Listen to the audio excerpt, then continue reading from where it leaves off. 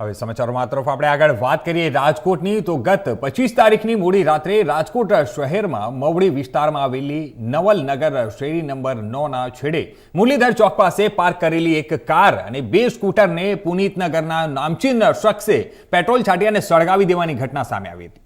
ત્યારે ઘટના અંગે જાણ તાત્કાલિક ફાયર બ્રિગેડને કરાતા ફાયર ટીમ દ્વારા પાણીનો સતત મારો ચલાવી અને આગ ઉપર કાબુ મેળવવામાં આવ્યો હતો।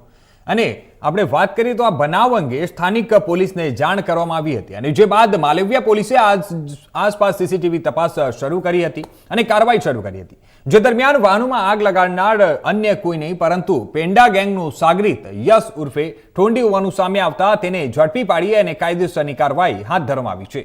સાથે જ પોલીસ દ્વારા પેંડા ગેંગના સાગરીતને ઘટના સ્થળ પર લઈ જઈ રિકન્સ્ટ્રક્શન પણ કરવામાં આવ્યું હતું અને જેમાં આરોપી રીતસર લંગડાતો નજરે પડ્યો હતો અને જાહેરમાં બે હાથ જોડી લોકોની માફી પણ માંગી રહ્યો હતો।